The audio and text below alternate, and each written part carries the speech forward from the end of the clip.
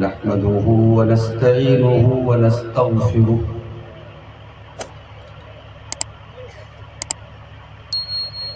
ونعوذ بالله من شرور أنفسنا ومن سيئات أعمالنا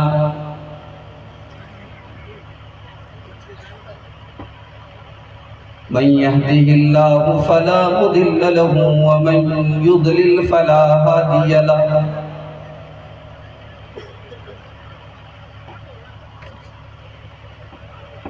وأشهد أن لا إله إلا الله وحده لا شريك له وأشهد أن محمدًا عبده ورسوله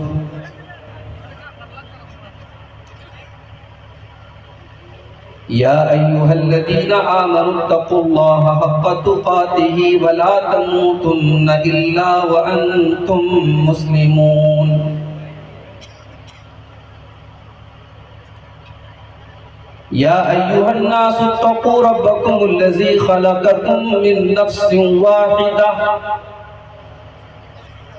وخلق منها زوجها وبث منهما رجالا كثيرا ونساء واتقوا الله الذي تساءلون به والأرحام إن الله كان عليكم رقيبا يا أيها الذين آمنوا اتقوا الله وقولوا قولا سديدا يصلح لكم أعمالكم ويغفر لكم ذنوبكم ومن يطع الله ورسوله فقد فاز فوزا عظيما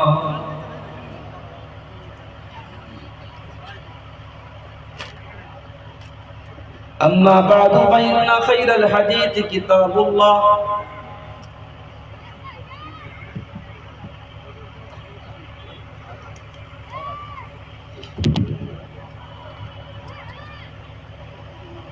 وخير الهدي هدي محمد صلى الله عليه وسلم وشر الأمور محدثاتها وكل محدثة بدعة وكل بدعة ضلالة وكل ضلالة في النار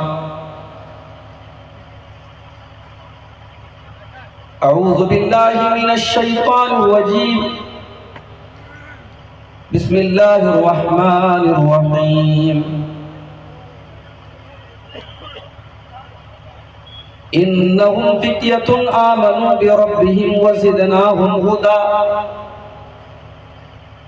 وربطنا على قلوبهم إذ قاموا فقالوا ربنا رب السماوات والأرض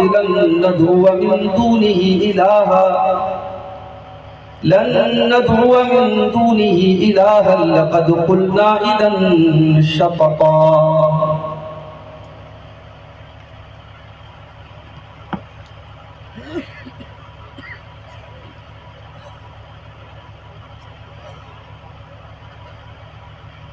فتنہ عشق میں مبتلا ہو گئے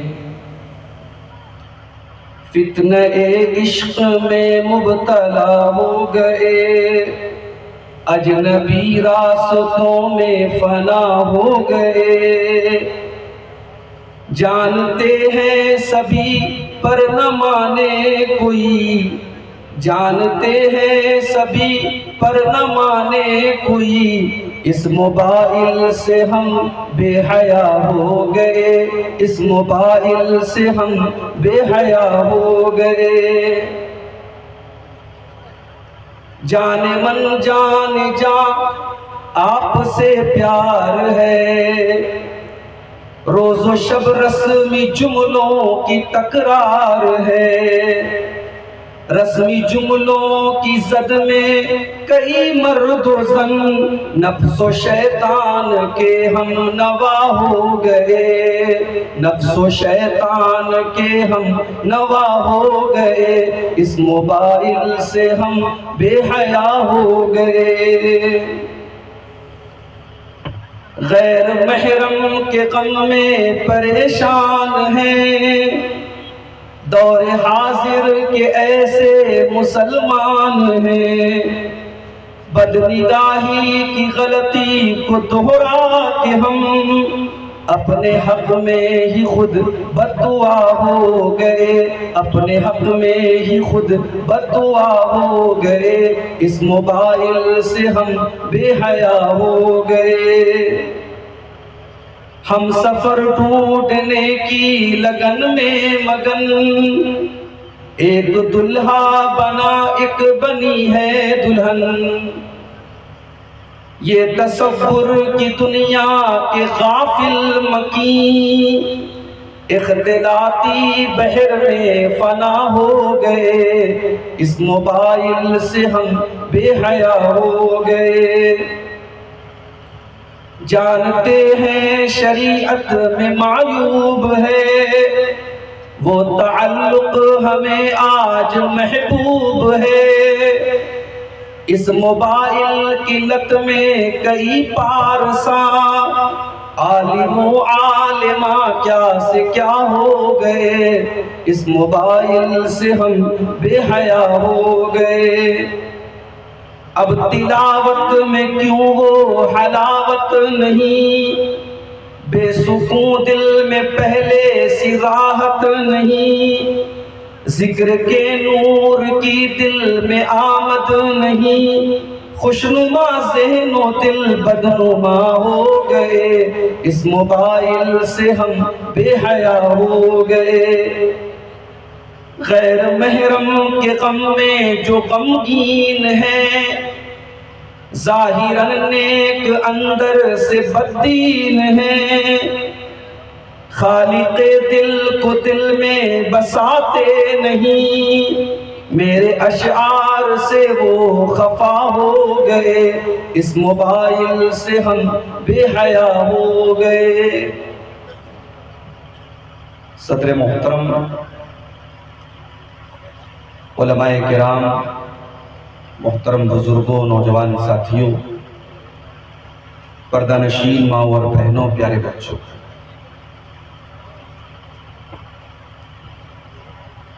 آج کی یہ کانفرنس جس کی تیاری ہمارے یہ احباب مہینوں سے کر رہے تھے، بڑی خوبصورتی کے ساتھ آج کی یہ کانفرنس منعقد ہوئی، اور اب تک آپ نے جماعت کے بڑے نامور علماء کرام کے خطابات سماعت فرمائے۔ مجھ سے پہلے ہماری جماعت کے ایک ایسے مقرر جو ہیں تو ہمارے اتر پردیش کی ہی سرزمین کے، مگر عرصے سے مالیگاؤں میں رہتے ہیں اور بہت کم یو پی کے پروگراموں میں شیخ کی شرکت ہوتی ہے، اور شیخ جب تقریر کرتے ہیں اور قرآن کریم کی تفسیر کے خصوصاً جب نکات بیان کرتے ہیں تو علماء اور عوام سب کے دل خوش ہو جاتے ہیں، اور قرآن کریم سے محبت جن کی تقریروں کو سن کر کے بڑھ جاتی ہے۔ شیخ جلال الدین قاسمی حفظہ اللہ کا خطاب بھی آپ نے سماعت فرمایا۔ آج کے جلسے میں ایک اہم نام مولانا محمد جرجیس سراجی اٹاوی حفظہ اللہ کا بھی تھا،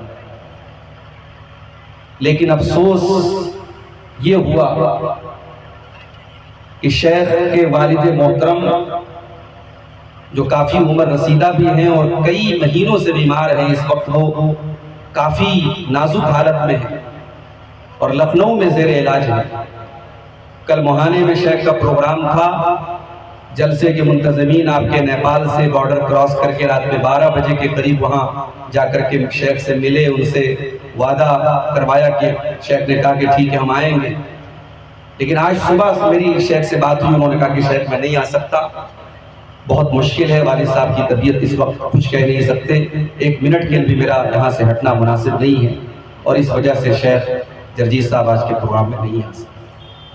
میں یہ وضاحت اس لیے کر رہا ہوں کیونکہ میں خود اس میدان میں ہوں اور جانتا ہوں کہ بہت سارے عوام الناس میں بہت سارے لوگ ایسے ہوتے ہیں جو اس موقعوں پر جلسے کے منتظمین کو بڑا لان تان کرتے ہیں، برا بھلا کہتے ہیں، اور وہ یہ لوگوں کو باور کراتے ہیں کہ صاحب جھوٹ موٹ میں نام دے دیا گیا اور مولانا نہیں ہے۔ ایسا نہیں ہے، مجبوریاں ہوتی ہیں، ہمارے ساتھ بھی ہوتی ہیں۔ پھر کسی موقع سے آپ ان کی تقریر کو سنیں گے۔ اس وقت میں آپ کے سامنے رات کے تقریباً 2:15 بج رہے ہیں، آپ کے سامنے بیٹھا ہوں، اور مجھے یہاں کے منتظمین نے نوجوانوں کے اندر پائی جانے والی ایک بہت بری لعنت، جس کو ہم نشہ کہتے ہیں، نشے کے اوپر خاص طور سے خطاب کرنے کو کہا تھا، لیکن میں نے یہ مناسب سمجھا کہ جب ہم بات نشے کی کریں گے تو پھر ہم ایک عمومی بات کریں گے، اور نوجوانوں کے اندر پائے جانے والے مختلف بگاڑ کو ہم دیکھیں گے کہ آج ہمارے نوجوانوں میں کون کون سی ایسی چیزیں ہیں جو ہمارے نوجوانوں کو برباد کر رہی ہیں، ہمارے نوجوانوں کو کھوکھلا کر رہی ہیں۔ اور جب ہم بات نوجوانوں کی کریں گے تو ہماری تقریر کا ایک پہلو ہماری ماؤں بہنوں کے تعلق سے بھی ہوگا کہ سماج کی بربادی میں اور سماج کو بنانے میں خواتین کا کیا کردار ہو سکتا ہے، عورتوں کا کیا کردار ہو سکتا ہے۔ تقریر کا آخری پہلو ہمارا اس پر بھی ہوگا انشاءاللہ۔ اس سے پہلے کہ میں نوجوانوں کے اندر پائے جانے والی کچھ برائیوں اور کچھ خرابیوں کی طرف اشارہ کروں، سب سے پہلے ہم یہ دیکھ لیں کہ ہماری شریعت میں ایک نوجوان کو کیا مہتو دیا گیا ہے، کیا اہمیت دی گئی ہے۔ ایک مسلمان، ایک اسلامی شریعت کی نظر میں ایک نوجوان کا امپورٹنس کیا ہے، اس کی اہمیت کیا ہے۔ میرے بھائیوں، کل جمعہ کا دن ہے، اللہ ہمیں اور آپ کو اگر توفیق دے گا ہم جمعہ کے دن سورہ کہف کی تلاوت کریں۔ سورہ کہف میں اللہ تعالیٰ نے ایک واقعہ بیان کیا۔ واقعہ مختصر میں یہ ہے کہ اللہ کے کچھ بندے ایسے تھے جو اپنے ایمان کو بچانے کے لیے، اپنے دین کو بچانے کے لیے اپنے گاؤں کو، اپنی بستی کو چھوڑ کر کے، اپنے ماں باپ کے گھر کو، اپنے عیش و آرام کو چھوڑ کر کے ایک پہاڑ کی گفا میں، ایک غار میں جا کر کے پناہ لے لیتے۔ یہ جو چند لوگ تھے انہی کو اصحاب کہف کہتے ہیں، اور سورہ کہف میں بنیادی طور پر ان کا واقعہ بیان ہے۔ اللہ تبارک و تعالیٰ نے جب اصحاب کہف کا واقعہ بیان کیا تو اللہ تبارک و تعالیٰ نے ایک چیز کو ہائی لائٹ کیا ہے، ایک چیز کو اللہ تعالیٰ نے فوکس کیا ہے اور خاص طور سے بیان کیا ہے۔ وہ چیز کیا ہے؟ اِنَّهُمْ فِتْيَةٌ آمَنُوا بِرَبِّهِمْ، یہ چند نوجوان تھے جو اپنے رب کے اوپر ایمان لائے۔ خاص طور سے اللہ تعالیٰ نے ان نوجوانوں کی عمر کو بیان کیا، گویا اللہ تعالیٰ ان نوجوانوں کا واقعہ بیان کر کے امت کے نوجوانوں کو یہ درس دے رہا ہے، یہ پیغام دے رہا ہے، یہ سبق دے رہا ہے۔ اے مسلمان نوجوانوں، اگر تمہاری جوانی تم کو غلط کاموں کی طرف لے کر کے جانے لگے، اگر جوانی تمہیں رات میں موج مستی کرنے کی طرف لے کے جانے لگے، جوانی کی راتیں تمہاری شراب و شباب پہ گزرنے لگے، تو اے امت کے نوجوانوں، تم ان اصحاب کہف کو بھی یاد کر لینا۔ انہم فتیۃ، یہ بھی تو تمہاری طرح نوجوان تھے، یہ بھی تو 20 سے 22 سال کے 24 سال کے نوجوان تھے، انہوں نے اپنے باپ کا محل چھوڑ کر، اپنے ماں باپ کی گھر چھوڑ کر، اپنا عیش و آرام چھوڑ کر کے اللہ کی توحید کے لیے، اللہ کے دین کے لیے یہ ایک غار میں چلے گئے۔ انہم فتیۃ آمنوا بربہم، یہ چند نوجوان تھے جو اپنے رب کے اوپر ایمان لائے۔ اللہ تبارک و تعالیٰ نے ان نوجوانوں کا خاص طور سے ذکر کیا۔ اور آگے بڑھیے، قرآن مجید میں اللہ تعالیٰ نے ابراہیم علیہ السلام کا واقعہ بیان کیا۔ ابراہیم علیہ السلام اپنی قوم کے اندر اکیلے توحید والے، ساری قوم مشرک ہے، ساری قوم پتھر کے بتوں کی عبادت کر رہی ہے۔ اکیلے توحید پر ابراہیم علیہ السلام ہے، اور اتنا بڑا خطرے کا کام یہ کرتے ہیں کہ اپنی قوم کے بت خانے میں داخل ہوتے ہیں اور اپنی قوم کے سارے معبودوں کو توڑ دیتے ہیں، ان کو ریزہ ریزہ کر دیتے ہیں، ان کو چورا چورا کر دیتے ہیں، ایک بڑے والے بت کو چھوڑ کر کے باقی سارے بتوں کو توڑ دیتے ہیں۔ قوم کے لوگ جب میلے سے واپس آتے ہیں اور اپنے معبودوں کی یہ ضرورت دیکھتے ہیں تو قوم کے لوگ کیا کہتے ہیں؟ کہتے ہیں من والا ھذا بآلہتنا، ہمارے معبودوں کے ساتھ یہ سلوک کس نے کیا ہے؟ قالوا سمعنا فتى یذکرهم یقال له ابراہیم۔ تو قوم کے کچھ لوگ کہتے ہیں ہم نے ایک نوجوان کو دیکھا ہے جس کا نام ابراہیم ہے، وہی بتوں کے پیچھے پڑا رہتا ہے، وہی بتوں کی برائی کیا کرتا ہے، یہ کام ضرور ابراہیم کا ہوگا۔ میرے پیارے ساتھیوں، اتنا بڑا رزق لینا، اپنی جان کا رزق لینا اور اپنے پورے قوم سے ٹکر لینا، یہ کام اگر کر سکتا ہے تو ابراہیم نام کا ایک نوجوان ہی کر سکتا ہے۔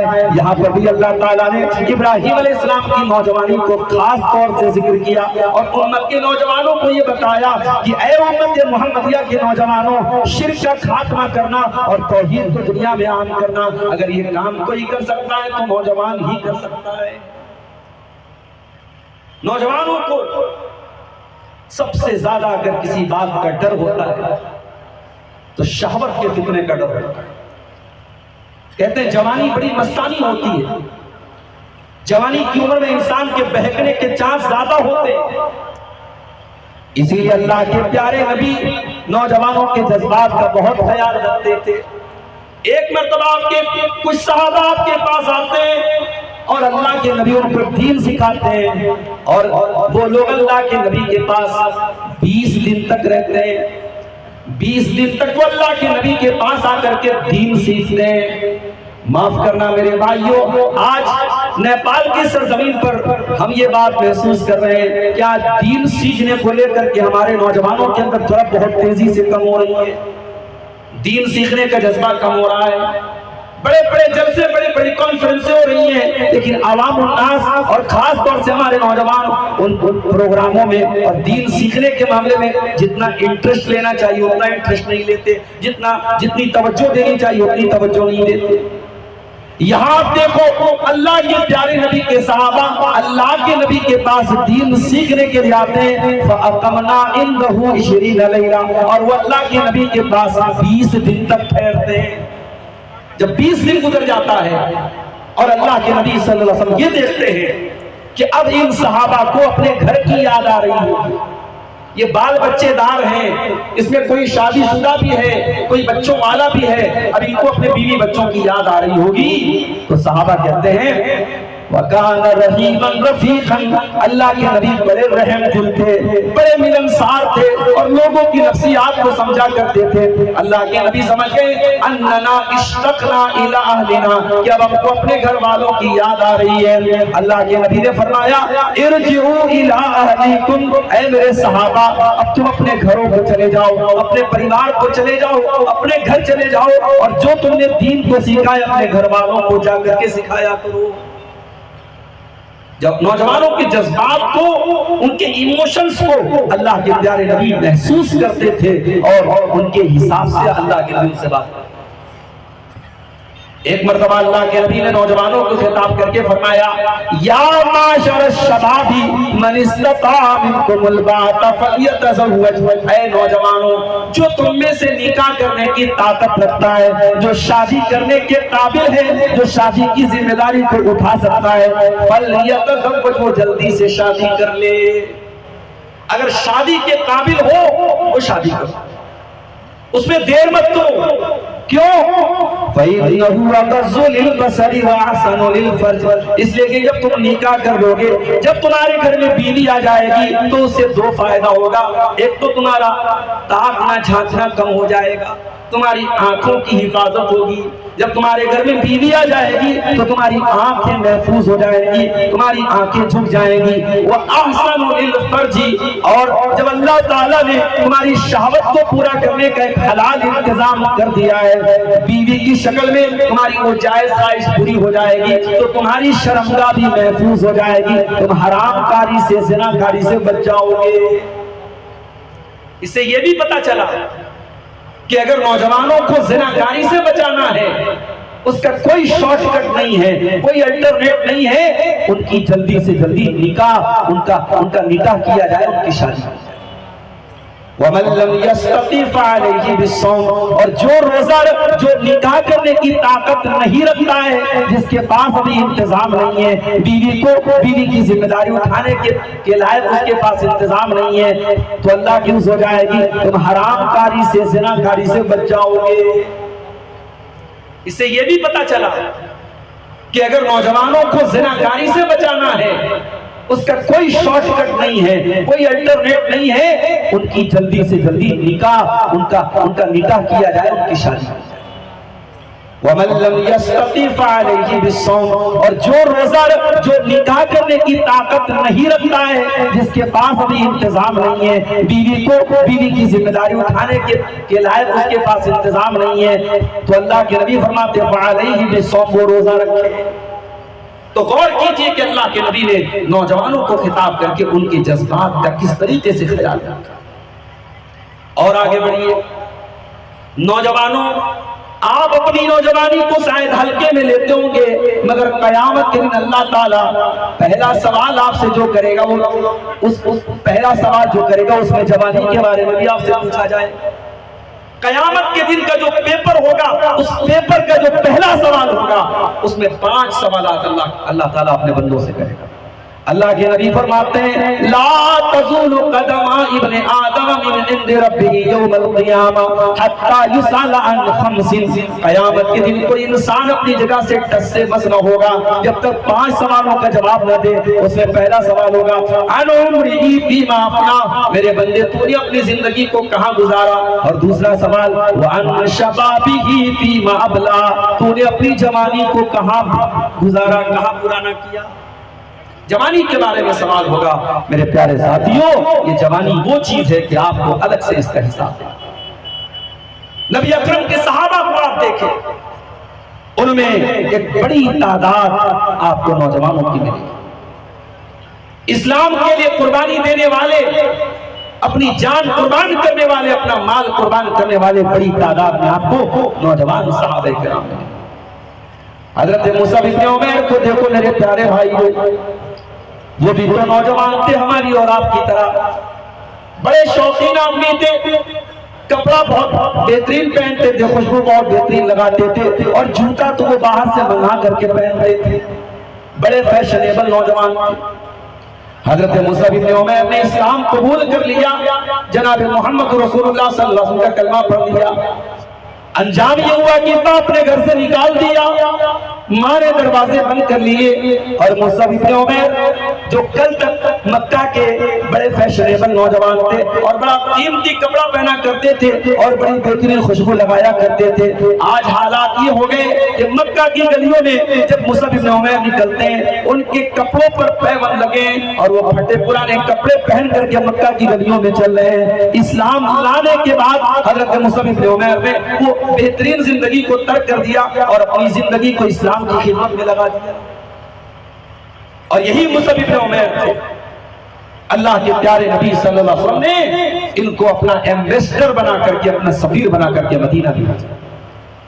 اللہ کے نبی مدینہ میں بعد میں آئے، پہلے موسیٰ بن عمیر آئے، اور مدینہ کی گلی گلی میں انہوں نے پہنچ کر کے اسلام کی تبلیغ کی، انہوں نے لوگوں کو پکڑ پکڑ کر کے اسلام کے بارے میں بتایا، اور اتنی محنت کی اس اپنے مشن میں کہ چند دنوں کے بعد پورے مدینہ کے ہر گھر میں کوئی نہ کوئی مسلمان۔ میرے بھائیوں، نیپال کی سرزمین پر میں بیٹھا ہوں، جہاں اسلام کو ماننے والے بڑی کم تعداد میں اور شرک کرنے والے اور جانوروں کو اپنا معبود ماننے والے اور پتھروں کو اپنا معبود ماننے والے اور کیڑے مکوڑوں کو اپنا رب ماننے والے بڑی تعداد میں آپ کے ملک میں موجود ہیں۔ ایک بہت بڑا میدان آپ کے سامنے ہے، ایک بہت بڑا اسکوپ آپ کے سامنے ہے۔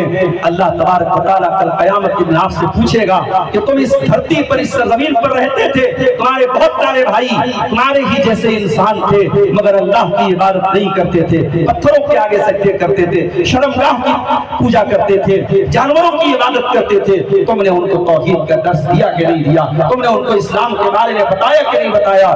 مصعب بن عمیر کی مثال آپ کے سامنے ہے میرے پیارے ساتھیوں، انہوں نے اپنی زندگی کو اللہ کے دین کی دعوت کے لیے خاص کیا۔ مگر آج ہمارے نوجوانوں کا کیا حال ہے؟ میں دوسروں کا کیا شکوہ کروں؟ ہمارے مسلمان نوجوانوں میں بڑی تعداد میں ایسے نوجوان آپ کو مل جائیں گے جو توحید سے دور ہیں، جو کہیں پر بھی سر جھکا دیں گے، کوئی بھی نعرہ لگا دیں گے، کسی بھی مذہب کے مذہبی کاموں میں شامل ہو جائیں گے۔ کیا اسلام کی یہی تعلیم ہے میرے بھائی؟ اسلام کا کلمہ لا سے شروع ہوتا ہے، لا الہ الا اللہ، اللہ کے سوا کوئی معبود نہیں۔ کبھی آپ نے غور کیا کہ ہمارا کلمہ نیگیٹو کیوں ہے؟ ہم پہلے انکار کیوں کرتے ہیں؟ یہ کلمہ ایسے بھی تو ہو سکتا تھا اللہ ہمارا معبود ہے، مگر یہ کلمہ پوزیٹیو نہیں، کلمہ نیگیٹو ہے، لا الہ الا اللہ۔ توحید کا تقاضا پورا ہو ہی نہیں سکتا ہے جب تک آپ شرک کا انکار نہ کریں، جب تک آپ طاغوت کا انکار نہ کریں، جب تک آپ غیر اللہ کی عبادت کا انکار نہ کریں، تب تک توحید کا تقاضا پورا ہو ہی نہیں سکتا۔ مگر آج کتنے مسلمان ایسے جو شرک کر رہے ہیں، کوئی پتھر کے آگے سر جھکا رہا ہے، کوئی مزاروں کے آگے سر جھکا رہا ہے، کوئی بلی اور کتے کی عبادت کر رہا ہے، اور مسلمانوں میں بھی ایک بڑی تعداد میں ایسے لوگ موجود ہیں جو توحید اور شرک کا مطلب بھی نہیں جانتے۔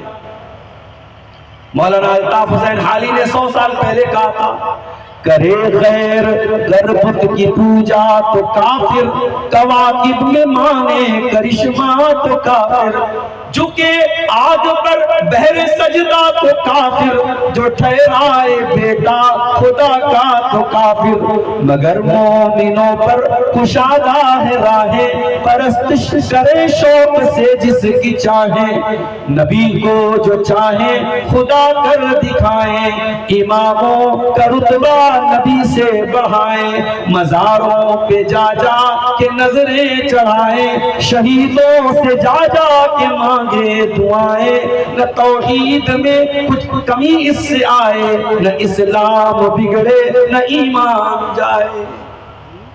وہ سارے کام جو غیر مسلم اپنے معبودوں کے ساتھ کرتا ہے، مسلمان اگر وہی کام اپنی قبروں کے ساتھ کرتا ہے، اپنی مزاروں کے ساتھ کرتا ہے، تو میرے بھائیو وہ صحیح کیسے ہو جائے گا؟ غلط تو غلط ہے، پتھر کے بت کے ساتھ بھی غلط ہے اور قبر اور مزار کے ساتھ۔ اسلام نے شرک کی بنیادوں کو ختم کیا ہے، قرآن کی آیتیں بھری پڑی ہیں توحید کے اعلان سے اور شرک کی برات سے اور شرک کی تردید سے۔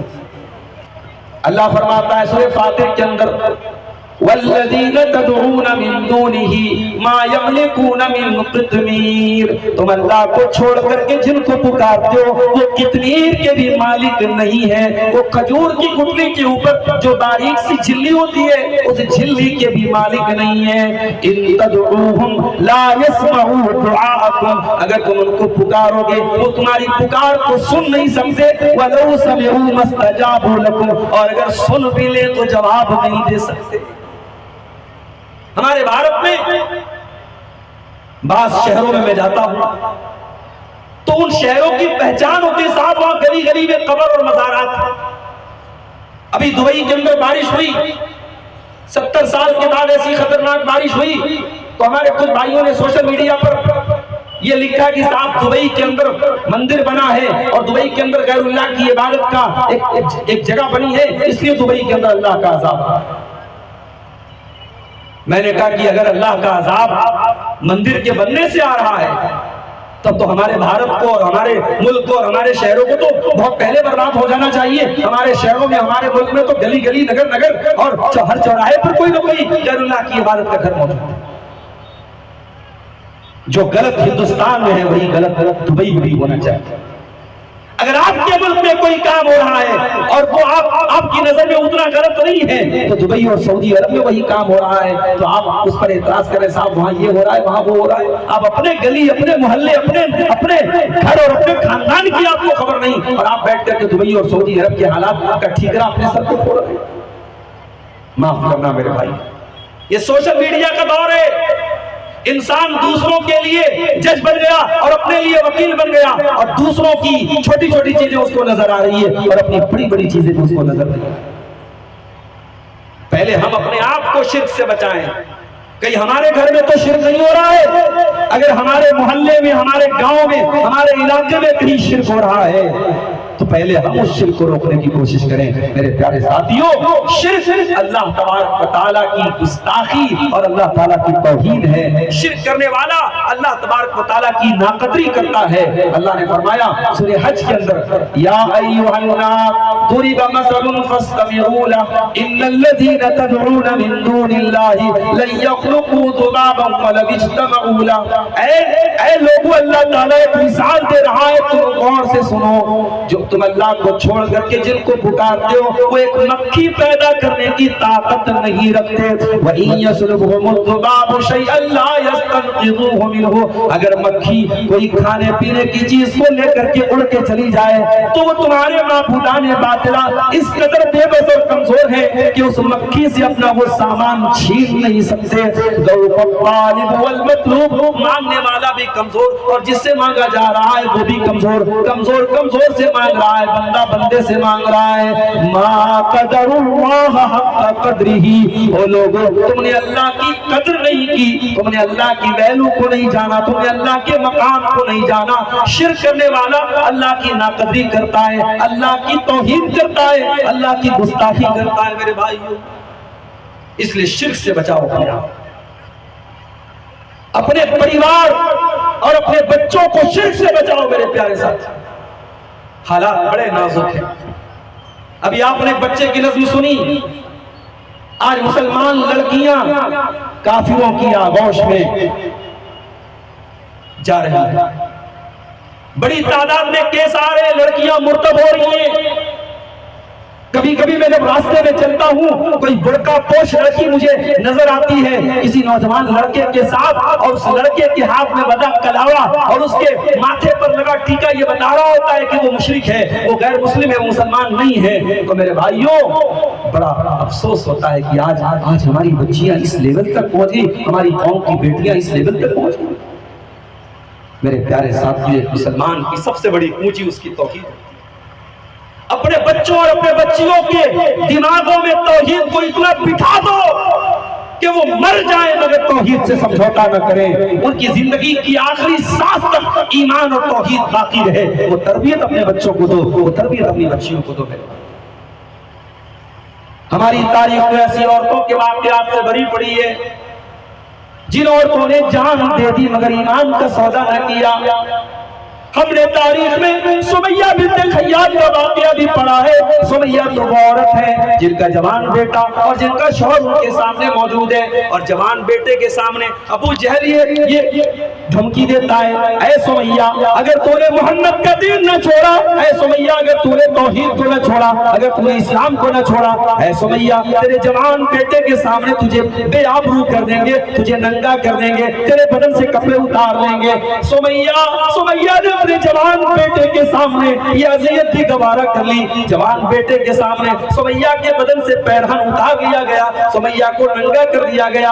ہائے ہائے، چشمے پلک کو یہ منظر بھی دیکھنا تھا، جوان بیٹے کے سامنے اس کی ماں کو ننگا کر دیا گیا، مگر ایمان کی عظمت اس قدر سمیہ کے دل میں تھی، انہوں نے ایمان سے سمجھوتا نہ کیا اور بڑی بے دردی سے ابو جہل نے سمیہ کو شہید کر دیا۔ اسلام کی راہ میں میرا خون بہانے والی خاتون حضرت سمیہ تھی۔ وہ میری پیاری ماں بہنوں، ہماری تاریخ تو ایسی عورتوں کے واقعات سے بھری پڑی ہے جنہوں نے جان دے دی، بدن کا خون بہا لیا مگر ایمان کو نہ چھوڑا، توحید کو نہ چھوڑا۔ آج تمہاری توحید اتنی کمزور کیسے ہو گئی کہ کوئی سوشل میڈیا پر آیا، کوئی فیس بک پر آیا، کوئی انسٹاگرام پر آیا، کوئی واٹس ایپ پر آیا اور اس نے آئی لو یو بول دیا، اس نے محبت کا اقرار کر دیا، دو چار تعریفی کلمات بول دیے اور تم اس قدر فدا ہو گئی، اس قدر اس کے اوپر قربان ہو گئی کہ اپنا دین اور ایمان بھی اس کے لیے تم نے چھوڑ دیا۔ اور آپ کو شاید اندازہ نہیں ہے، سوشل میڈیا پر باقاعدہ کیمپین چلایا جاتا ہے، اسلام دشمن طاقتوں کے باقاعدہ فیس بک پر پیجز موجود ہیں جہاں مسلمان برقع نشین لڑکی کو کسی غیر مسلم کے باہوں میں دکھایا جاتا ہے اور لڑکیوں کو یہ بتایا جاتا ہے کہ یہ عام ہو رہا ہے، اس میں کوئی حرج کی بات نہیں ہے۔ تم اگر اسلام کی پابندیوں سے نکلنا چاہتی ہو تو آؤ اور غیر مسلموں کے ساتھ تم محبت کرو اور ان کے ساتھ تم شادی کرو۔ مسلمان کے گھر میں رہو گی، تمہیں نقاب میں رہنا پڑے گا، تمہیں برقع پہننا پڑے گا، تمہیں بڑی پابندیوں میں رہنا پڑے گا۔ آؤ ہم تمہیں آزادی دیں گے۔ میری پیاری ماں اور بہنوں، جس کو یہ آزادی کا نام دیتے ہیں وہ آزادی نہیں ہے، وہ آزادی نہیں ہے، وہ بہت بڑی غلامی ہے۔ اور واقعات یہ بتاتے ہیں کہ یہ مسلمان لڑکیاں جو مرتد ہوتی ہیں، یہ غیر مسلم جب ان کو لے کے جاتے ہیں پہلے تو ان کی عزت کے ساتھ کھیلتے ہیں اور جب ان سے من بھر جاتا ہے، جب دل بھر جاتا ہے، ان کو کاٹ کے کہیں پھینک دیتے ہیں یا کسی کوٹھے پہ جا کے بیچ دیتے ہیں، کسی ہوٹل میں جا کے بیچ دیتے ہیں۔ عزت بھی گئی، دین بھی گیا، دنیا بھی گئی، آخرت بھی گئی۔ میری پیاری بہنوں، آج اس انجام کو اپنے سامنے رکھو اور ایک مومن کی سب سے بڑی جو پونجی اور کیپٹل ہے توحید اور ایمان، اس کی حفاظت کرو۔ اور میرے پیارے ساتھیوں، اپنے بچوں کی ایسی تربیت کرو کہ وہ مرتے دم تک ایمان اور توحید پر پائیں۔ اور آگے بڑھیے، ہمارے نوجوانوں کے اندر ایک بہت بڑی خرابی یہ بھی پائی جا رہی ہے، ان کے اندر دین کی جانکاری نہیں ہے۔ اتنا بڑا بچہ بیٹا ہے، کتنے نوجوان ایسے مل جائیں گے جن سے پوچھو کہ تمہیں جنازے کی نماز کا طریقہ آتا ہے، سر جھک جائے گا، نہیں مولوی صاحب۔ تمہیں جنازے کی نماز کی دعا آتی ہے، نہیں مولوی صاحب۔ باپ مر گیا، بیٹا باپ کے جنازے کی نماز پڑھ رہا ہے، اس قدر وہ بیٹا دین سے دور ہے، اپنے باپ کے جنازے میں کھڑا ہو کر کے اپنے باپ کی مغفرت کی دعا بھی نہیں کر پا رہا ہے، اپنے باپ کے جنازے کی نماز بھی صحیح طریقے سے نہیں پڑھ رہا ہے۔ یہ مسلمان کے دین کا حال ہے۔ میرے پیارے ساتھیوں، میں نہیں کہتا کہ مدرسوں میں اپنے بچوں کو داخل کرو، میں ضروری قرار نہیں دیتا کہ مدرسوں ہی میں جاؤ، تمہیں اسکول میں پڑھنے کا شوق ہے تم اسکول میں پڑھو، تمہیں کالجوں میں پڑھنے کا شوق ہے تم کالجوں میں پڑھو، تم کہیں بھی چلے جاؤ، مگر کم سے کم دین کا اتنا علم تو حاصل کرو، اپنے اللہ کو تو پہچان لو، اپنے رسول کو تو پہچان لو، اپنی توحید کو تو پہچان لو، اپنی نماز کا طریقہ تو جان لو، اپنی ضروری دین کی باتیں تو جان لو۔ معاف کرنا میرے پیارے ساتھیوں، دین کی جانکاری حاصل کرنا یہ جامعہ سراج العلوم کے فارغ ہونے والے صرف طلباء کے لیے ضروری نہیں ہے، یہ آپ کے نیپال کے علماء کے لیے ضروری نہیں ہے۔ دین کی جانکاری حاصل کرنا یہ ہر مسلمان کے لیے ضروری ہے۔ اللہ کے نبی فرماتے ہیں طلب العلم فریضۃ علی کل مسلم، دین کا ضروری علم، دین کا بیسک علم ہر مسلمان کے لیے ضروری ہے۔ دین کا بیسک علم سب کو سیکھنا چاہیے۔ آج حالات یہ ہے، ابھی ایک نوجوان مجھ سے پوچھ رہا تھا مولوی صاحب، بیوی سے ملاقات کے بعد اگر انسان ناپاک ہو جائے تو کیا اپنے کمر کے نیچے کے حصے کو اگر وہ دھو لے، پانی سے صاف کر لے، تو کیا وہ نماز پڑھ سکتا ہے؟ ایک بیسک بات، ایک موٹی بات ہمارے نوجوان کو نہیں پتا ہے کہ اگر کوئی بیوی کے ساتھ ملاقات کرتا ہے اور ناپاک ہوتا ہے تو اس کے اوپر غسل واجب ہوتا ہے، کمر کے نیچے کا حصہ دھو لینے سے وہ پاک نہیں ہو سکتا۔ یہ ایک بڑی بیسک اور بڑی موٹی سی بات ہے، ہمارے بعض نوجوانوں کو یہ بات نہیں۔ کتنی عورتیں ہیں ان کو حیض اور نفاس کے جو ضروری مسائل وہ نہیں معلوم، کتنے ہمارے مرد حضرات ہیں ان کو غسل کا طریقہ نہیں معلوم ہے، ان کو وضو کا طریقہ نہیں معلوم ہے، ان کو نماز کی دعائیں نہیں معلوم ہے۔ میرے پیارے ساتھیوں، آج ہم دین سے اس قدر، ہاں دنیا کی جانکاری آپ پوچھ لو، پالیٹکس کے بارے میں آپ پوچھ لو، کرکٹ کے بارے میں آپ پوچھ لو، بالی ووڈ کی فلموں کے بارے میں آپ پوچھ لو، جنرل نالج آپ پوچھ لو، بہترین معلومات ہے، لیکن دین کی معلومات زیرو ہے۔ اللہ ایسے ہی لوگوں کے بارے میں قرآن میں کہتا ہے یعلمون ظاہرا من الحیات الدنیا، یعلمون ظاہرا من الحیات الدنیا وہم عن الآخرۃ ہم غافلون۔ میرے کچھ بندے ایسے بھی ہوتے ہیں جو دنیا کی بڑی جانکاری رکھتے ہیں مگر آخرت کے سے بالکل غافل ہوتے ہیں، آخرت کی کوئی جانکاری ان کو نہیں ہوتی۔ امام سفیان ثوری کہتے ہیں کہ بعض لوگ اتنے ماہر ہوتے ہیں کہ سونے کا سکہ اپنے انگلی کے ناخن پہ رکھ کے بتا دیں گے کہ سونے کے سکے کا وزن کتنا ہے، لیکن 2 رکعت نماز پڑھنے کہہ دو تو نہیں پڑھ پائیں گے۔ امام سفیان ثوری آج سے 1200-1300 سال پہلے کے عالم ہیں، تابعی ہیں، وہ کہہ رہے ہیں کہ اپنے دور کے بارے میں کہہ رہے ہیں کہ بعض لوگ ایسے ہوتے ہیں۔ آج ہم 1445 ہجری میں اور 2024 عیسوی میں بیٹھے ہیں۔ آج کے دور میں ہمارے بہت سارے نوجوان آپ کو ایسے مل جائیں گے جو بڑی بڑی باتیں کریں گے، دنیا کی بڑی جانکاری ہے مگر دین کے معاملے میں بالکل زیرو ہے۔ یہ ہمارے نوجوانوں کا بہت بڑا مسئلہ ہے، دین کا علم ان کے پاس۔ اچھا، دین کا علم بھی نہیں ہے اور علم حاصل کرنے کے لیے وہ سوشل میڈیا کو، یوٹیوب کو، فیس بک کو آج ذریعہ بنا کے بیٹھے۔ میں بڑے وضاحت کے ساتھ کہہ دینا چاہتا ہوں، مجھے نیپال کے بعض علماء نے واٹس ایپ کے ذریعے یہ پیغام بھی مجھ کو دیا تھا کہ مولانا آپ تقریر کیجئے گا، اس پر بھی بولیے گا۔ ہمارے بہت سارے اہل حدیث نوجوان آج سوشل میڈیا کی وجہ سے بہت سارے فتنوں میں مبتلا ہو رہے ہیں۔ ایک وہ جماعت ہے جو زمین پر اللہ کا قانون نافذ کرنے کی بات کرتی ہے اور دین کی غلط تشریح پیش کرتی ہے، قرآن کی غلط تشریح پیش کرتی ہے، اور جس جماعت کے بانی کی تحریروں میں صحابہ کرام کے خلاف نفرت بھرا مواد موجود ہے، آج ہمارے اہل حدیث نوجوان اس لٹریچر اور اس تحریک اور اس جماعت سے وابستہ ہو رہے ہیں۔ میرے پیارے ساتھیوں، یاد رکھو، زمین پر اللہ کا قانون تب تک نافذ نہیں ہو سکتا ہے جب تک انسان کا عقیدہ صحیح نہ ہو اور جب تک انسان کا منہج صحیح نہ ہو۔ آج آپ اپنے مستند علماء کو چھوڑ کر، اپنے اوتھینٹک علماء کو چھوڑ کر آپ انٹرنیٹ سے اپنی پسند کی تقریروں کو سننا چاہتے ہیں۔ جس عالم کی بات آپ کو اچھی لگی، جس اسکالر کی بات آپ کو اچھی لگی، آپ اس کو فالو کرنے لگے، اس کی تقریروں کو سننے لگے، تو معاف کرنا میرے بھائیوں، سوشل میڈیا پر شیعہ حضرات بھی موجود ہیں، سوشل میڈیا پر روافض بھی موجود ہیں، سوشل میڈیا پر حدیث کا انکار کرنے والے بھی موجود ہیں، سوشل میڈیا پر خوارج بھی موجود ہیں، بہت طریقے کے فتنے موجود ہیں۔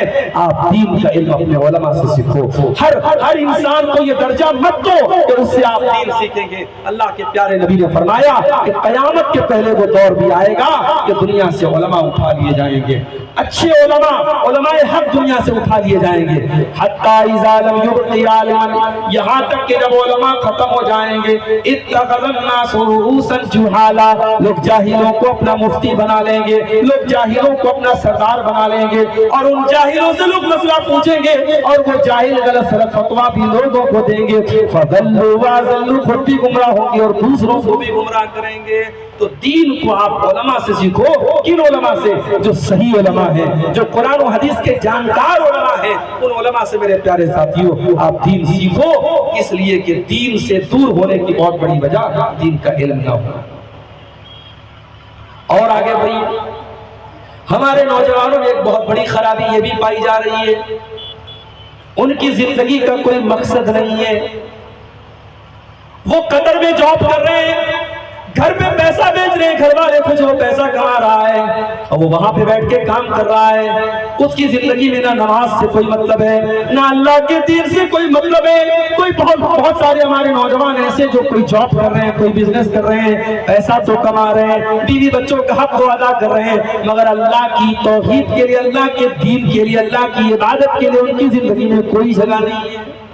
میرے پیارے بھائیوں، معاف کیجئے گا، زندگی کا مقصد صرف کھانا کمانا نہیں ہے، صرف انجوائے کرنا نہیں ہے، صرف پیسہ کمانا نہیں ہے۔ زندگی اس سے بڑھ کر کے زندگی کا مقصد بہت اونچا ہے، بہت بلند ہے۔ ہمیں اللہ نے کیوں پیدا کیا؟ فرمایا وَمَا خَلَقْتُ الْجِنَّ وَالْإِنسَ إِلَّا لِيَعْبُدُونَ، میں نے جنات اور انسان کو اپنی عبادت کے لیے پیدا کیا ہے۔ قُلْ إِنَّ صَلَاتِي وَنُسُكِي وَمَحْيَايَ وَمَمَاتِي لِلَّهِ رَبِّ العالمین۔ اے نبی آپ کہہ دیجئے میری نماز اللہ تعالیٰ کے لیے، میری قربانی اللہ تعالیٰ کے لیے، میرا جینا اللہ تعالیٰ کے لیے، میرا مرنا اللہ تعالیٰ کے لیے۔ ایک مسلمان کی زندگی کا مقصد میرے پیارے بھائیوں اللہ کو راضی کرنا ہوتا ہے۔ اگر ہماری زندگی میں یہ مقصد نہیں ہے تو پھر کوئی زندگی کا کوئی مطلب نہیں۔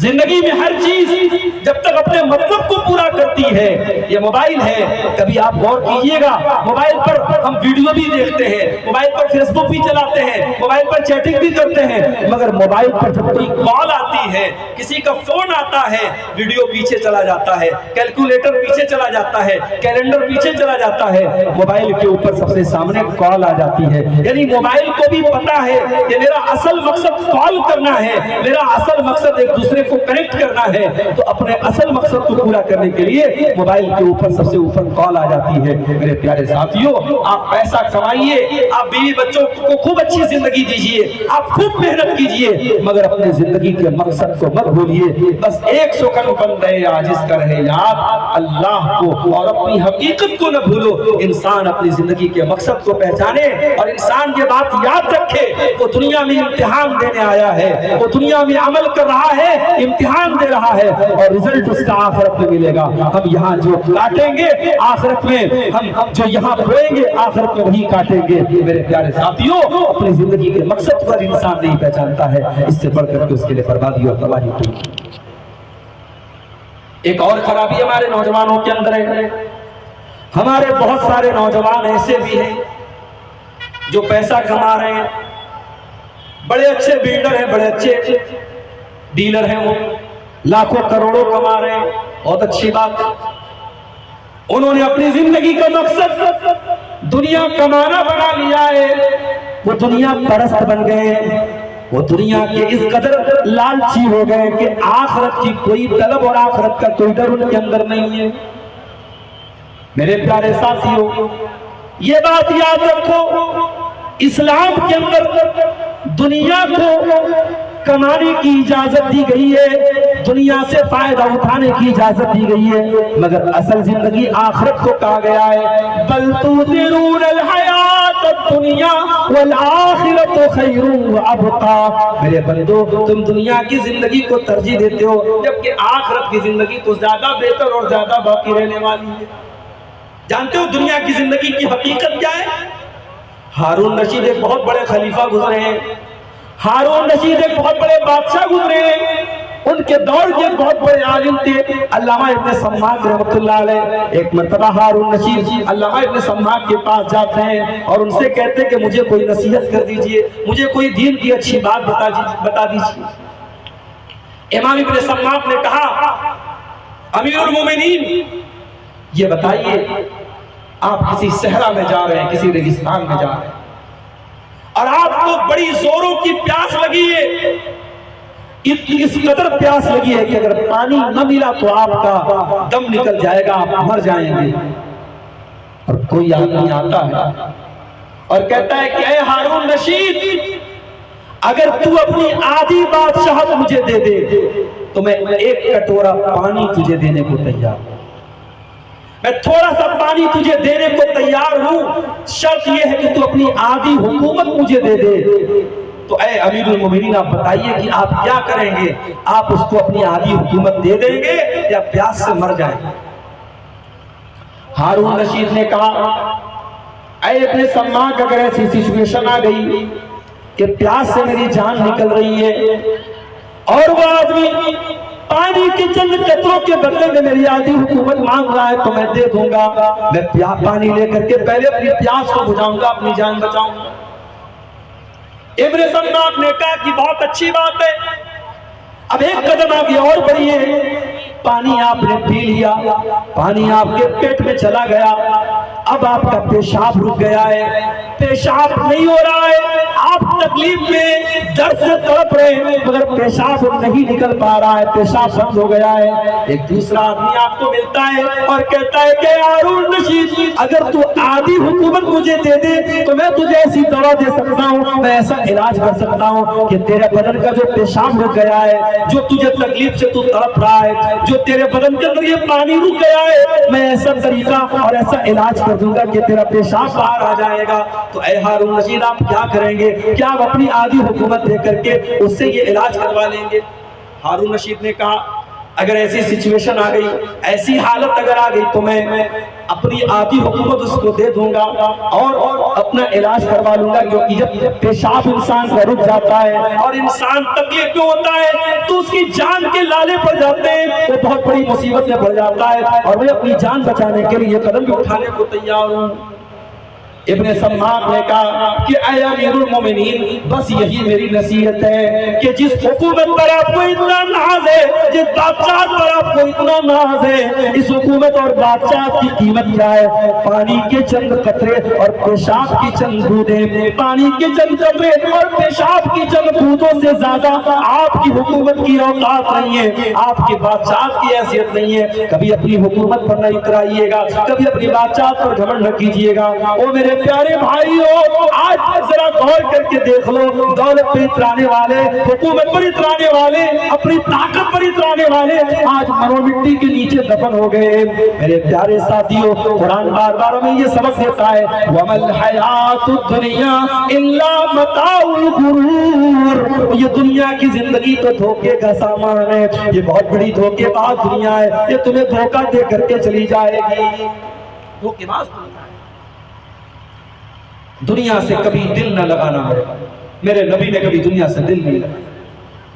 میرے نبی اپنے آخری ٹائم میں انتقال سے کچھ دن پہلے منبر پہ چڑھتے اور خطبہ دیتے ہیں، سر پہ پٹی باندھے ہوئے ہیں، بیمار ہیں، کمزور ہیں، صحابہ سامنے بیٹھے ہیں، اللہ کے نبی خطبہ دیتے ہیں اور خطبے میں کیا کہتے ہیں؟ ان اللہ خیر عبدا بین ان یؤتیہ من زہرۃ الدنیا وبین ما عنده فاختار ما عنده۔ او لوگو، اللہ تعالیٰ اپنے ایک بندے کو یہ آپشن دے رہا ہے، یہ اختیار دے رہا ہے، یہ چوائس دے رہا ہے کہ اے میرے بندے، تو چاہے تو دنیا کی چمک دمک لے لے، تو دنیا کی زندگی لے لے، دنیا کی دولت لے لے، اور چاہے تو میرے پاس آ جا، میں اپنی نعمتیں تجھ کو دے دوں۔ تو اللہ کے اس بندے نے اللہ کے پاس کی نعمتوں کو لے لیا اور دنیا کو ٹھکرا دیا، دنیا کو ٹھوکر مار دی۔ ابھی نبی نے اتنا ہی بیان کیا تھا، ابھی نبی نے اتنا ہی بیان کیا تھا، ابو بکر صدیق رونے لگتے ہیں، ابو بکر صدیق رونے لگتے ہیں اور آنکھوں سے زاروں قطرات آنسو بہنے لگتے ہیں اور کہتے ہیں فدیناک بآبائنا وامہاتنا،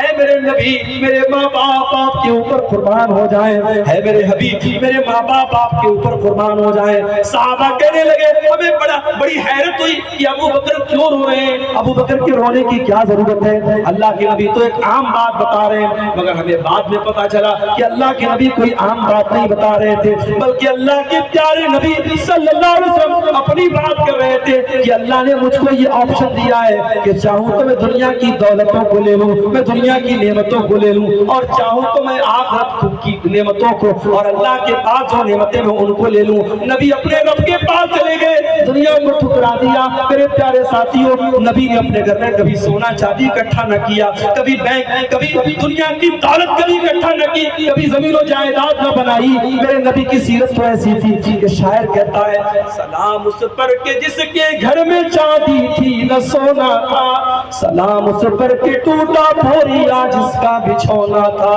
سلام اس پر جو امت کے لیے راتوں کو روتا تھا، سلام اس پر جو فرش خاک پر جاڑے میں سوتا تھا۔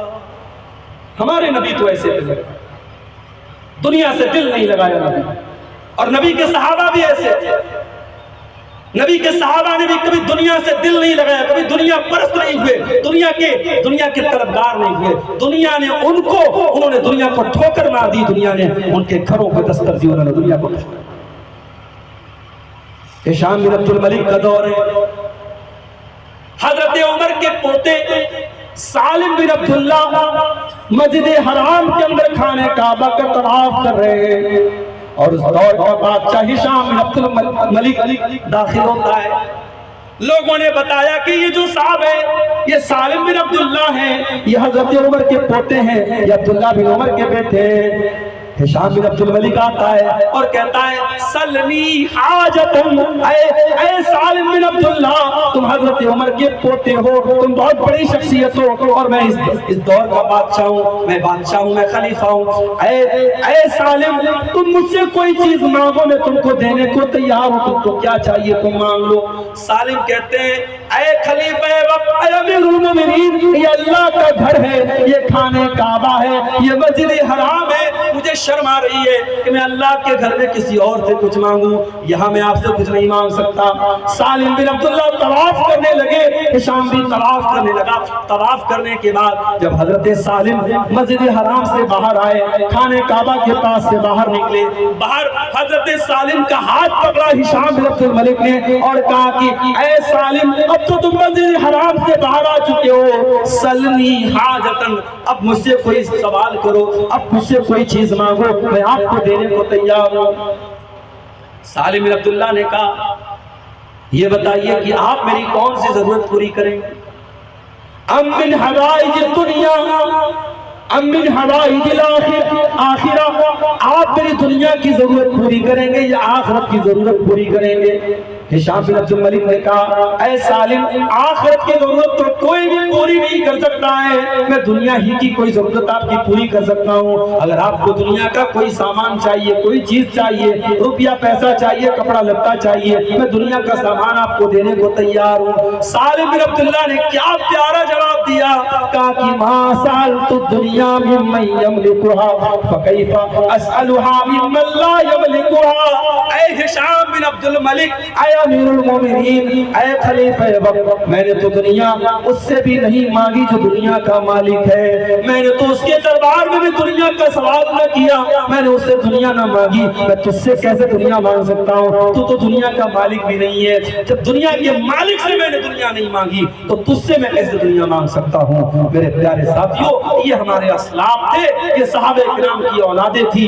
ہم اور آپ اپنے گریبانوں میں جھانک کے دیکھیں، آج ہماری زندگی میں ہائے دنیا ہائے دنیا، ہم آخرت کی تیاری نہیں کرتے۔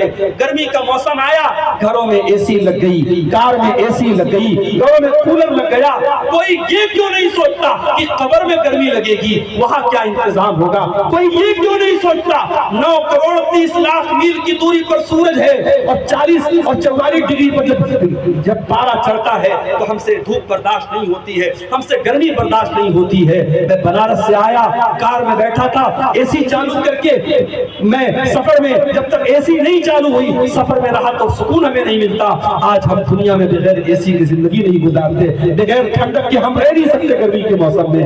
میرے پیارے ساتھیوں، جب یہ سورج 1 میل کی دوری پر ہوگا، جب پسینے سے لوگ بے حال ہوں گے، جب گرمی سے بے حال ہوں گے، اس دن ہم گرمی سے کیسے بچیں گے؟ میرے پیارے ساتھیوں، اس کی کوئی چنتا کیوں نہیں کرتا، اس کی کوئی فکر کیوں نہیں کرتا، اس گرمی سے بچنے کے لیے کوئی انتظام کیوں نہیں کرتا؟ میرے پیارے ساتھیوں، آج ہمارے نوجوان دنیا کے بارے میں سوچتے ہیں مگر آخرت سے بے خبر۔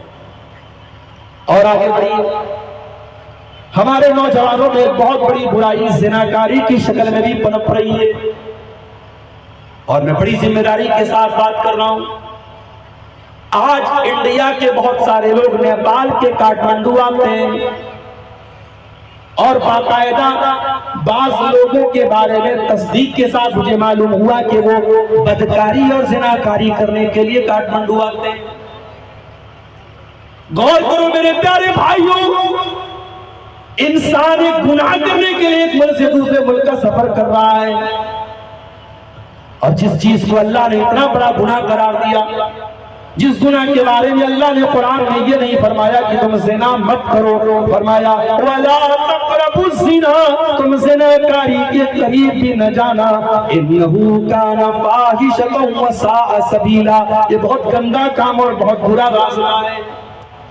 جس زنا کی سزا اتنی کٹھور رکھی گئی کہ اگر کنوارا کوئی لڑکا اور کنواری کوئی لڑکی اگر زنا کرے تو اسلام کہتا ہے الزانیۃ والزانی فاجلدوا کل واحد منہما 100 جلدہ، زناکار کو، زنا کرنے والے کو اور زنا کرنے والی کو 100 کوڑے مارو۔ اور جب یہ سزا دی جائے تو قرآن یہ بھی کہتا ہے وَلْيَشْهَدْ عَذَابَهُمَا طَائِفَةٌ مِّنَ الْمُؤْمِنِينَ، جب زنا کار کو سزا دی جائے تو پبلک کے سامنے دی جائے، لوگوں کے سامنے دی جائے، تاکہ لوگوں کو پتا چلے کہ زنا کتنا بڑا گناہ ہے۔ اور اگر کوئی شادی شدہ انسان زنا کرے تو اس کی سزا کیا ہے؟ اس کو پتھروں سے مار مار کے ختم کر دینا ہے۔ اتنی کٹھور سزا رکھی۔ آج وہ زناکاری عام ہو رہی ہے، اور ہم شاید 10-15 سالوں کے بعد جب سوشل میڈیا کا استعمال اور زیادہ ہونے لگے گا اور موبائل سے اور سوشل میڈیا سے لڑکے لڑکیاں ایک دوسرے سے تعلق اور زیادہ قائم کرنے لگیں گے، تب شاید ہم اس دور میں بھی پہنچ جائیں گے جب ہمارے پڑوس کے بارے میں، ہمارے محلے کے کسی انسان کے بارے میں ہم کو پتہ چلے گا کہ اس نے زنا کیا ہے، تو ہم اس کو بڑے ہلکے میں لیں گے، چلو یار کیا ہو گیا، سب لوگ کر رہے ہیں، اس نے کر لیا۔ وہ اسٹیج اور وہ دور اور وہ حالات بھی میرے بھائیو آ رہے ہیں۔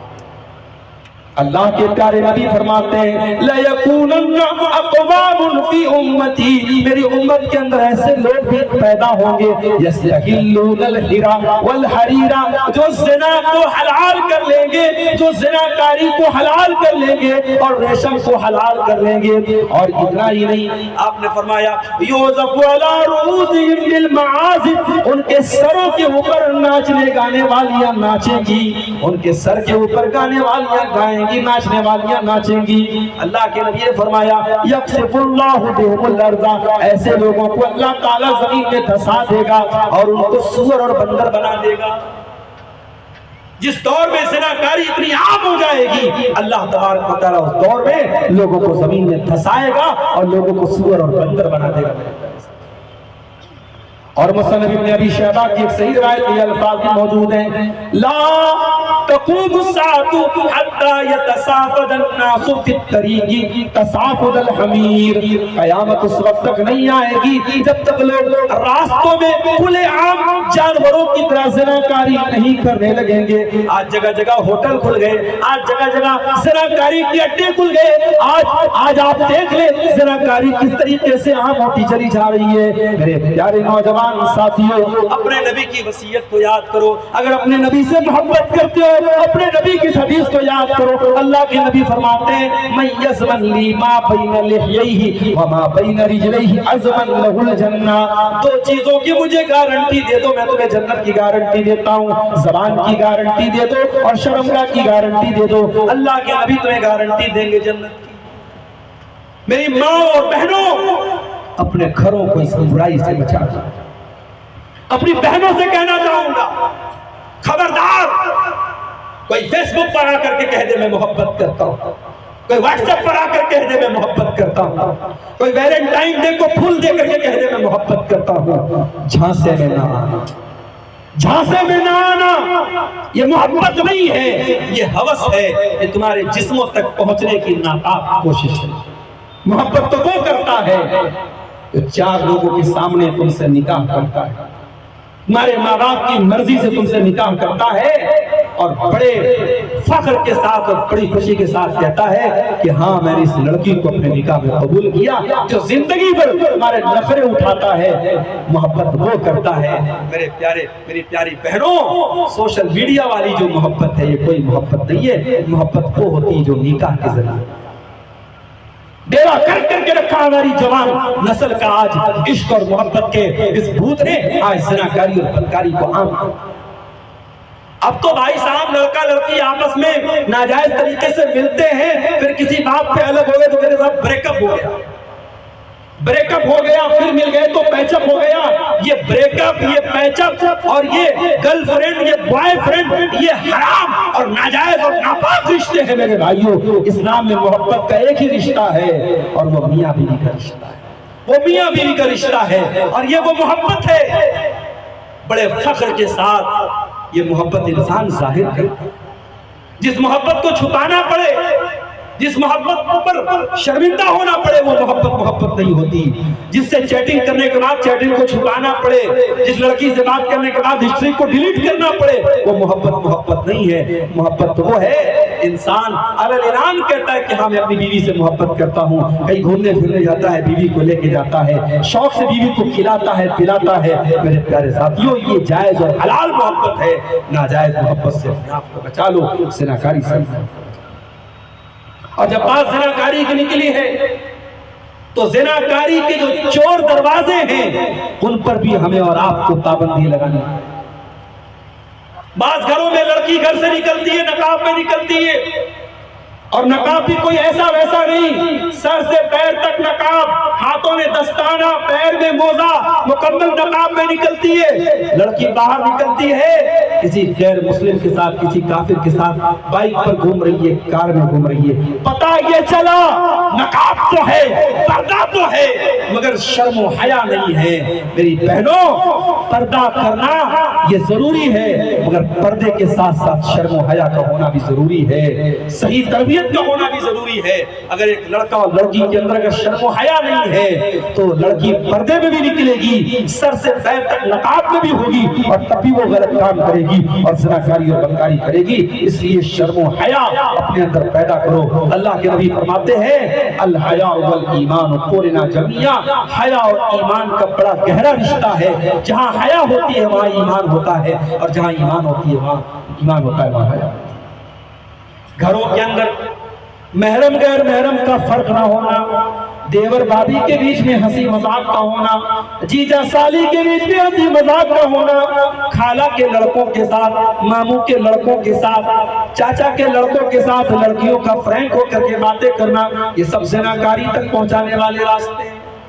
جو رشتے غیر محرم ہیں، میں بڑے صاف الفاظ میں کہہ رہا ہوں، جس طریقے سے آپ محلے کے لڑکوں سے اپنی بیٹی کو بچاتے ہیں، اس کے خالہ کے لڑکے سے بھی بچا کے رکھیے، اس کے ماموں کے لڑکے سے بھی بچا کے رکھیے، اس کے چاچا کے لڑکے سے بھی بچا کے رکھیے۔ چاچا کا لڑکا محرم نہیں ہے، ماموں کا لڑکا محرم نہیں ہے، خالہ کا لڑکا محرم نہیں ہے۔ جو غیر محرم ہے وہ جیسے محلے کا عام لڑکا غیر محرم ہے، ویسے یہ تمام لڑکے غیر محرم ہیں، اور آپ کی جوان بیٹی کو ان سے پردہ کرنا چاہیے اور ان کے سامنے نہیں آنا چاہیے۔ بات گھروں میں کیا ہوتا ہے، لڑکے کے دوست لوگ آئے، اب لڑکی اپنے بھائی کے دوستوں کو چائے لا کے سرو کر رہی ہے، بھائی کے دوستوں کو لا کر کے بسکٹ دے رہی ہے، چائے دے رہی ہے، اور کہتی صاحب کیا ہو گئے، یہ تو میرے بھائی کے دوست ہیں تو یہ بھی میرے بھائی ہو گئے۔ معاف کرنا، بھائی کے دوست آپ کے بھائی نہیں، اور نہ آپ کے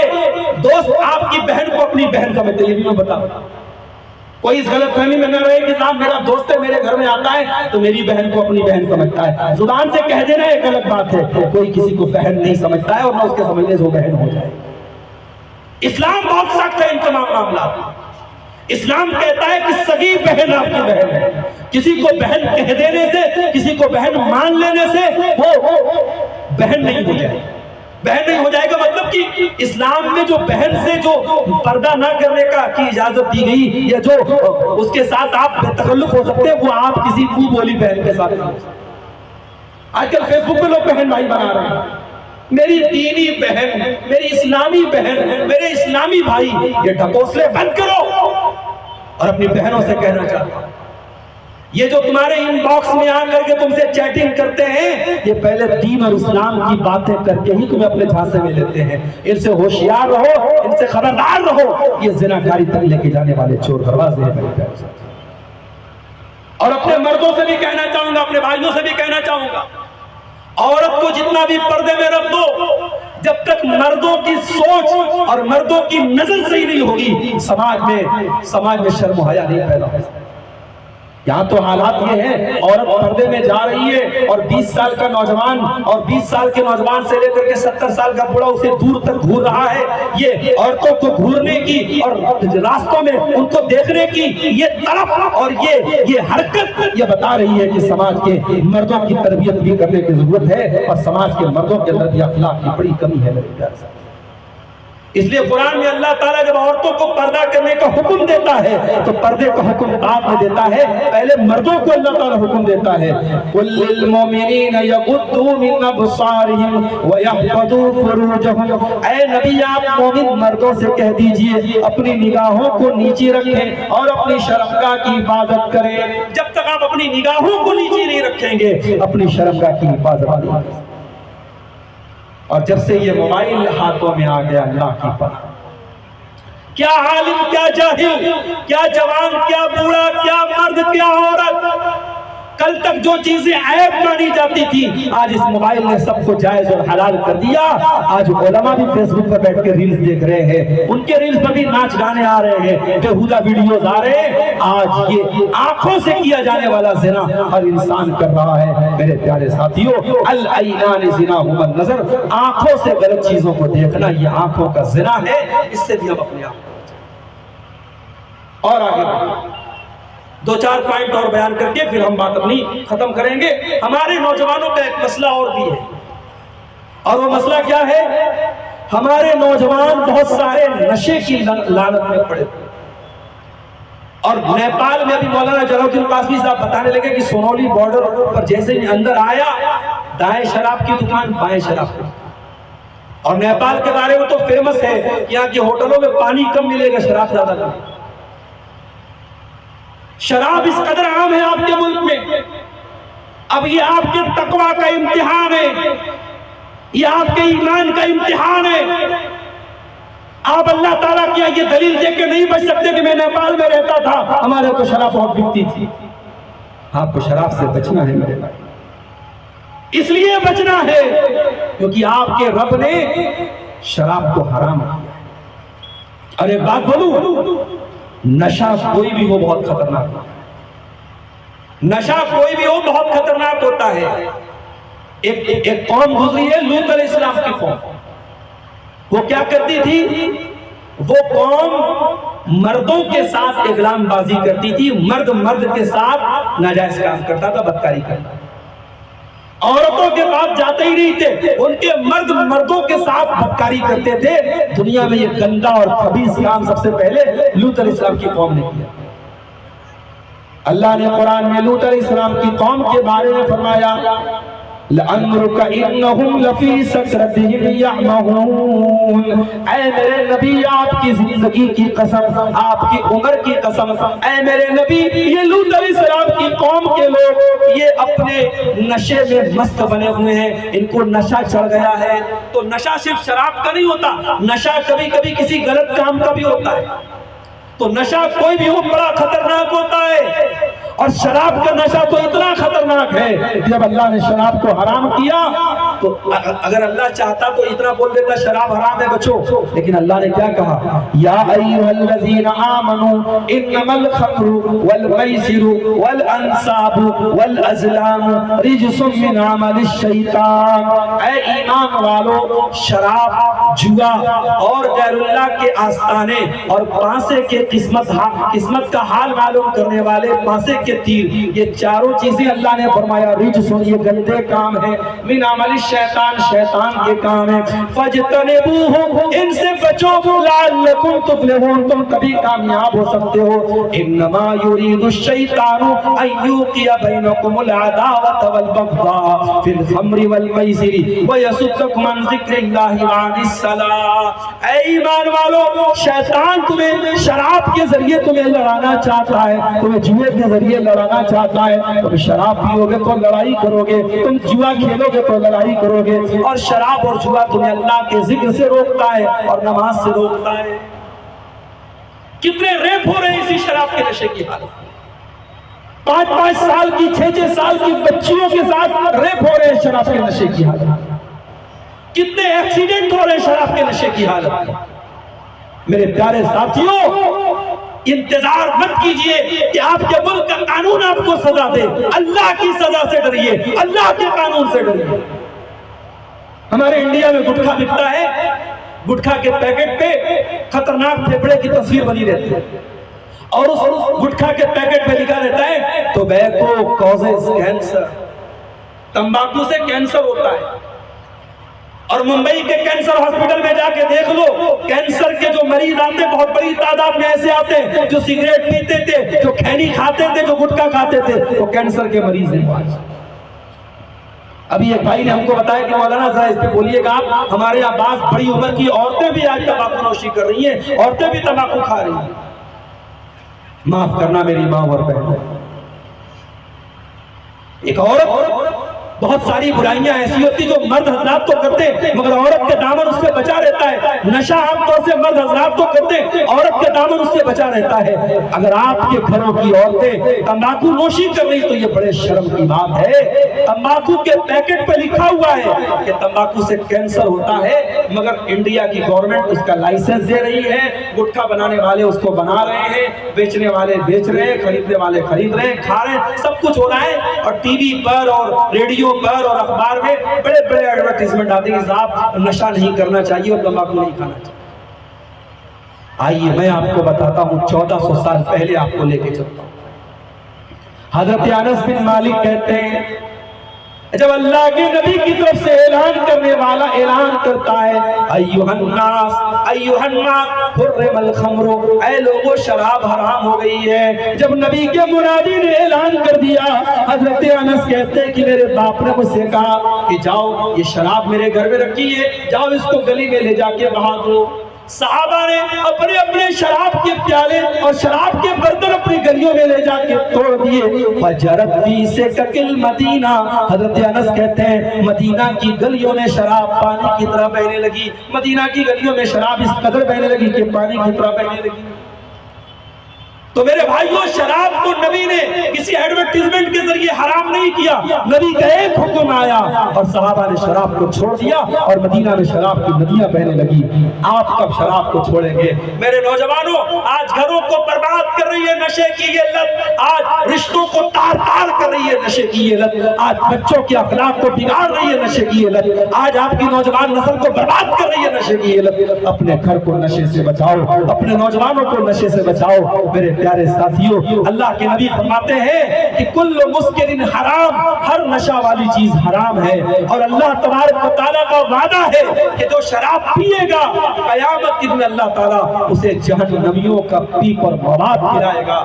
میرے پیارے ساتھیوں، اس کو لذت سمجھ کے پیتے ہو، اس کو اچھا سمجھ کے پیتے ہو، کل قیامت کے دن جہنمیوں کا پیپ اور مواد اس پینے والے کو پلایا جائے گا۔ اللہ ہم سب کی حفاظت کرے۔ نوجوانوں کے اندر نشے کا بڑھتا ہوا چلن آج بہت بڑی تشویشناک بات ہے میرے بھائیوں، اور ہمارے نوجوانوں کو برباد کر رہا ہے۔ اور آگے بڑھیے، ہمارے نوجوان آج حرام کمائی کے چکر میں بھی پڑے ہوئے ہیں، آج راتوں رات امیر بننے کے سپنے دیکھے جا رہے ہیں، سٹے بازی ہو رہی ہے، آن لائن جوا کے ایپس کے ذریعے لوگ پیسہ کما رہے ہیں۔ میرے نوجوان ساتھیوں، پیسہ کماؤ حلال طریقے سے اور جائز طریقے سے۔ پیسہ کمانے کے بہت سارے راستے ہیں، پیسہ کمانے سے منع نہیں کیا گیا اسلام میں، مگر آپ حرام طریقے سے اگر پیسہ لائیں گے وہ آپ کی نمازوں کو برباد کرے گا، آپ کے گھر کے ماحول کو برباد کرے گا۔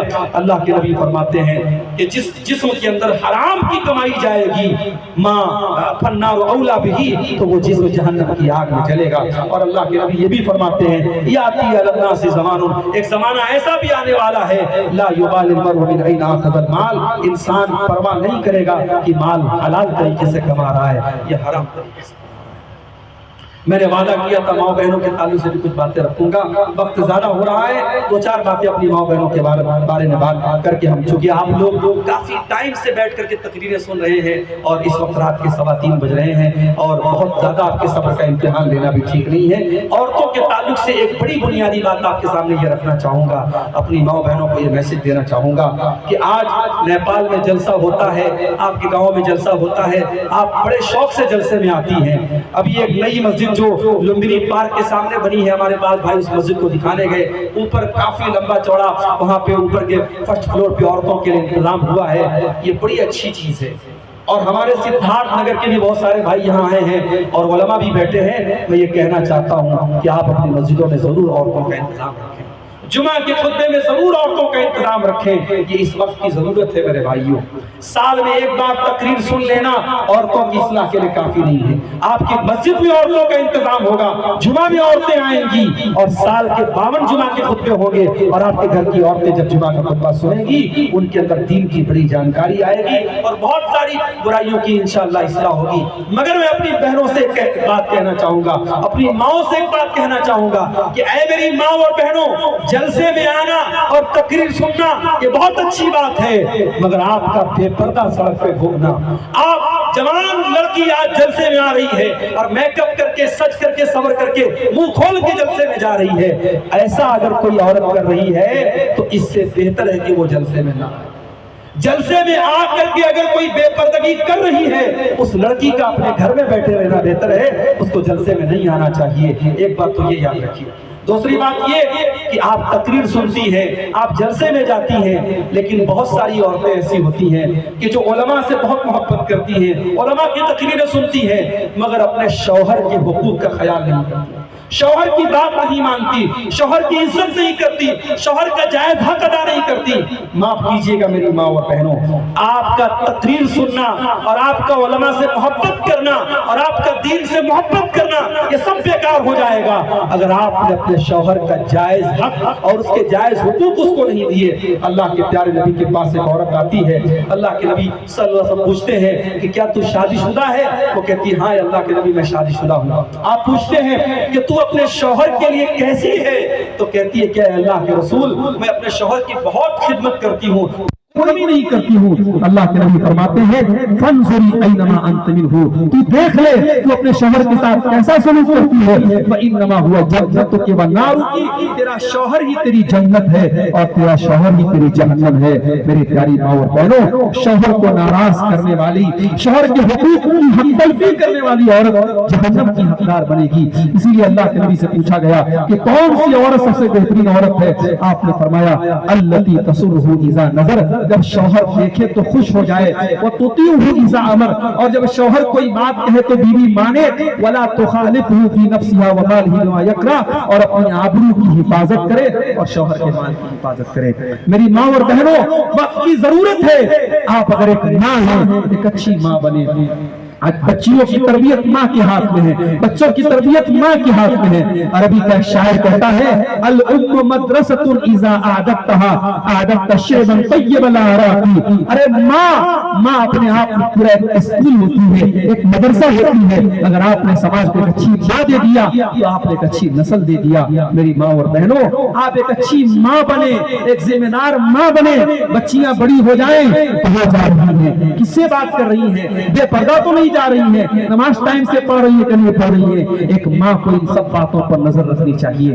بیٹی کیسا کپڑا پہن رہی ہے، کہیں بے حیائی والا کپڑا تو نہیں پہن رہی ہے۔ ماں کی ذمہ داری ہے، باپ کی ذمہ داری ہے کہ گھر میں بے حیائی کو روکے۔ میرے پیارے ساتھیوں، اگر عورتیں بے پردگی کر رہی ہیں تو کہیں نہ کہیں مردوں کی بے غیرتی بھی ذمہ دار ہے۔ اللہ کے پیارے نبی فرماتے ہیں قیامت کے دن 3 لوگ ایسے ہوں گے جن کی طرف نہ تو اللہ تعالیٰ دیکھے گا، نہ ان سے بات چیت کرے گا، نہ ان کو گناہوں سے پاک اور صاف کرے گا۔ ان 3 لوگوں میں وہ انسان بھی ہوگا الدیوث الذی یقر فی اہلہ الخبث، جس کے گھر میں بے حیائی ہو رہی ہو، جس کے گھر میں غلط کام ہو رہا ہو اور اس کو کوئی فرق نہ پڑے، اس بے غیرت مرد کی طرف بھی اللہ تعالیٰ قیامت کے دن نہیں دیکھے گا۔ تو اپنے گھروں کو میرے بھائیوں بے حیائی سے ہم روکیں، گھروں میں نماز کا ماحول پیدا کریں، گھروں میں دین کا ماحول پیدا کریں، علماء سے محبت کا ماحول پیدا کریں۔ کبھی کبھی نیک لوگوں کو اور علماء کو اپنے گھر میں بلائیں، اپنے بچوں کو متعارف کرائیں، گھر کے دسترخوان پر علاقے کے محلے کے نیک اور صالح لوگوں کو بلائیں۔ ان سب چیزوں سے بھی گھر میں میرے بھائیوں برکت آتی ہے اور گھر کی خواتین کے اخلاق پر بھی اثر پڑتا ہے۔ یہ بہت ساری باتیں میں نے اس موضوع پر رکھی ہیں، ہمارے نوجوانوں کی اصلاح کے تعلق سے اور ہماری ماں بہنوں کی اصلاح کے تعلق سے یہ چند باتیں رکھی گئی ہیں۔ ہم دعا کرتے ہیں رب العالمین آج کے اس پروگرام میں ہم سب کے آنے کو، ہمارے جمع ہونے کو، سننے سنانے کو اے اللہ تو قبول